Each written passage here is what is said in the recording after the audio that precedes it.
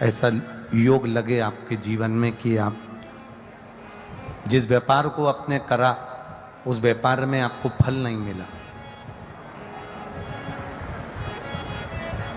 फिर आपने व्यापार चेंज करा, फिर बदल कर देखा, फिर उस व्यापार को कर देखा, उसमें फल नहीं मिला, फिर आपने वापिस व्यापार को बदलने का विचार किया। तो हमारा निवेदन रहेगा उस व्यापार को बदलने से पहले एक काम जरूर कर देखना। 3 स्थान पर बेलपत्र को चढ़ाकर देखिएगा। अगर आपको लगे कि मैंने व्यापार बदल लिया, एक बार बदला, कई लोग ऐसे भी होते हैं जो पैसा इकट्ठा करते हैं, धन एकत्रित करते हैं, और कोई व्यापार ऐसा कर लेते हैं जिस व्यापार में धन चले जाता है तो वो धन वापिस नहीं आता महाराज, वो व्यापार का धन वापिस नहीं आ पाता। तो बड़े दुखी होता है कि भाई मेरा गया हुआ पैसा नहीं आ रहा, मैं बड़ा कष्ट में हूं, मेरा खुद का ही आ जाए ना तो मैं निहाल हो जाऊं, मेरा अपना ही नहीं आ रहा जो गया हुआ है, तो मैं क्या वर्णन करूं, उसको क्या कहूं। उनके लिए भी ये प्रयोग, ये शिव विद्येश्वर संहिता का ये भाव बड़ा सुंदर है महाराज। आप व्यापार पर व्यापार बदल कर देख लिए, धन भी हमारा कहीं डूब गया, आ नहीं रहा है, तो प्रयास करना। 3 स्थान पर चढ़ाई गई बेलपत्र हमें सुख का अनुभव करा देती। बहुत ध्यान लगाइएगा। पहला, अशोक सुंदरी की जगह। अब ये बेलपत्र जब भी आप चढ़ाएंगे तो रविवार की अगर प्रदोष पड़ जाए, कौन से दिन? रविवार की प्रदोष के दिन ये प्रयोग अवश्य कर देखिएगा।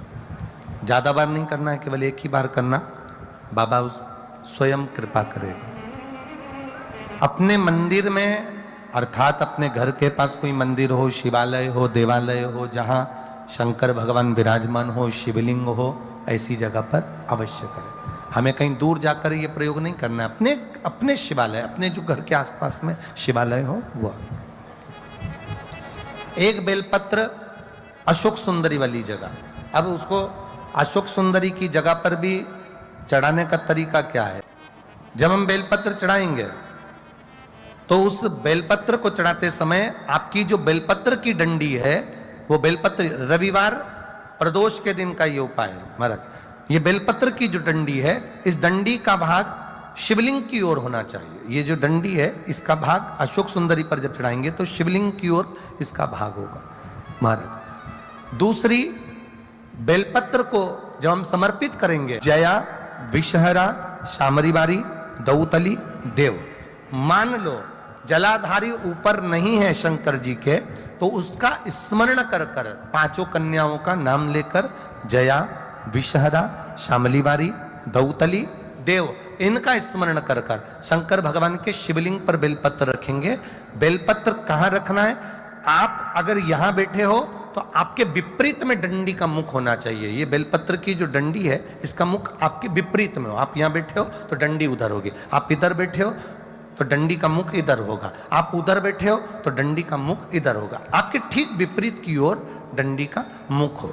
ये 2 जगह बेलपत्र समर्पित करने के बाद, तृतीय बेलपत्र शिवलिंग की जो जलाधारी है, जहां पर भगवान शंकर का शिवलिंग रखा है, वहां स्पर्श कराकर, केवल छुआना है, स्पर्श कराकर बेलपत्री के पेड़ के नीचे ही कोई कंकर हो, कोई शंकर हो, या कोई मिट्टी का ढेला हो, नी हो, तो वहीं मिट्टी को थोड़ी सी ऊंची कर एक बेलपत्र बैठकर इस बेलपत्री की डंडी जड़ की ओर, मतलब जो वृक्ष होता है उस ओर इस डंडी का मुख होना चाहिए।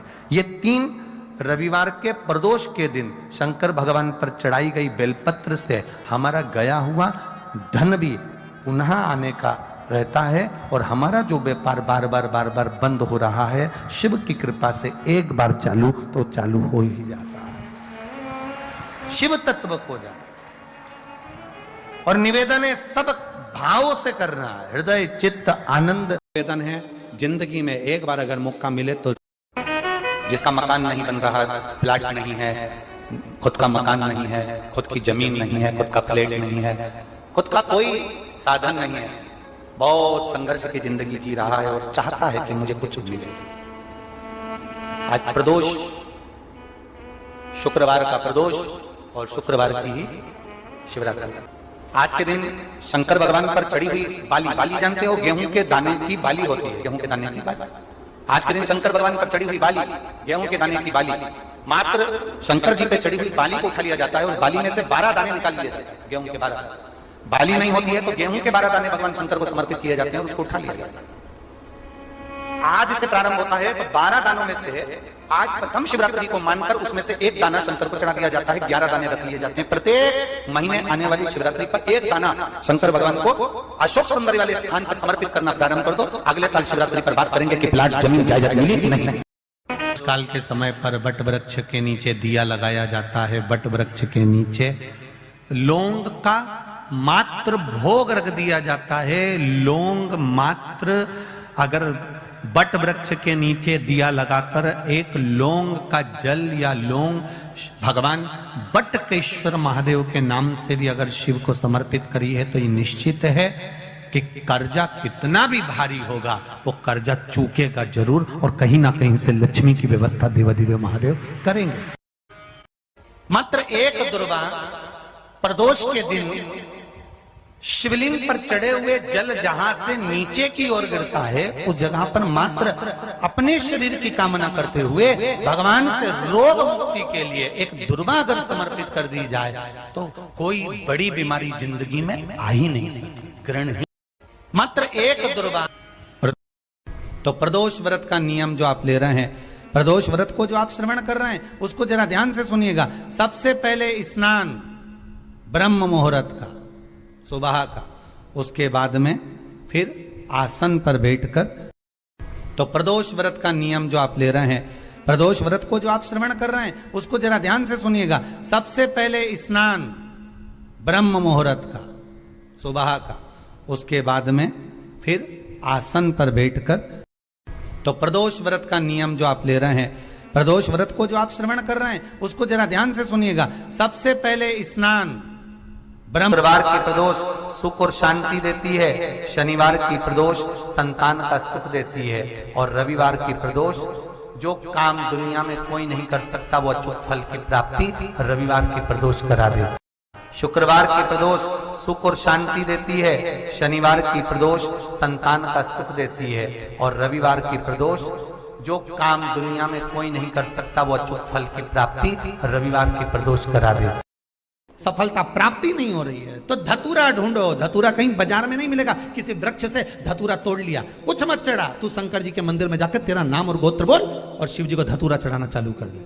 और प्रयास करना जब जब जिस जिस महीने में जो जो प्रदोष पड़ा करे, जब प्रदोष पड़े बन सके 1 बेलपत्र, बन सके 5 बेलपत्र, शमी पत्र, हरे मूंग, हरा मूंग, बेलपत्र, एक कलश के अंदर थोड़ा सा पानी लेकर 1 बेलपत्र, हरा मूंग, शमी पत्र डालकर और उसमें थोड़ा सा गुड़ डालकर भगवान शिव का स्मरण कर कर प्रदोष काल में, मान लो कोई काम आपका बहुत जरूरी है, बहुत दिनों से अब थक गए हैं, नहीं हो रहा, कर्जा बढ़ रहा है, धन नहीं आ रहा, व्यापार नहीं चढ़ रहा, या कोई समस्या बहुत प्रबल है, कोई एग्जाम में बैठ रहे हो नहीं हो रहा, परीक्षा भी दे दी है, रिजल्ट आने ही वाला है, तो भी प्रदोष काल में, प्रदोष के समय वो जल मूंग, समीपत्र और बेलपत्र और गुड़ का शंकर के शिवलिंग को समर्पित करना प्रारंभ कर दो।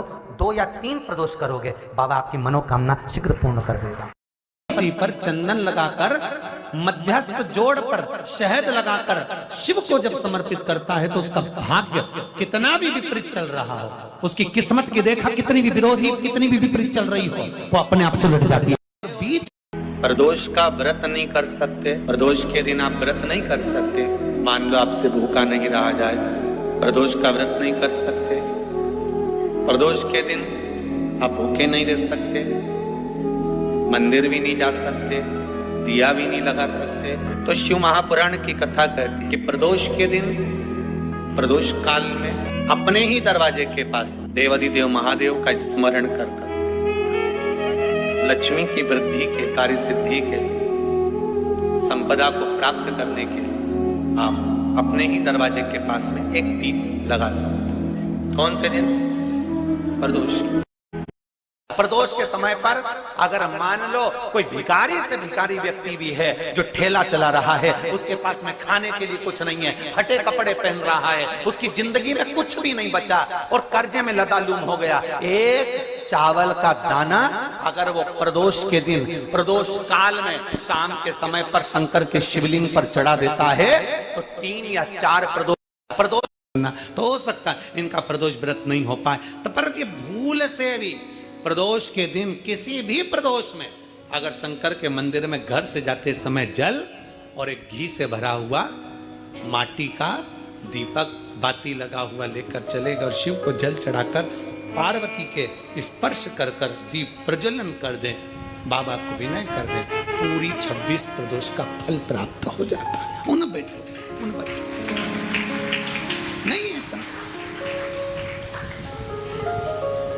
शिव तत्व की प्राप्ति, भगवान शंकर की प्राप्ति और शिव महापुराण का बड़ा सुंदर संवाद करा। विष्णु दास भगवान शंकर के मंदिर में झाड़ू लगाना, पोछा लगाना, भगवान शंकर के मंदिर में सेवा करना, नारायण के मंदिर में गए तो नारायण के मंदिर में सेवा करना, सनातन धर्म हमें सिखाता है हम देवताओं को ना तोड़ें। यह हमारा सनातन धर्म सिखाता है, हम देवताओं से दूर ना हो। ये तो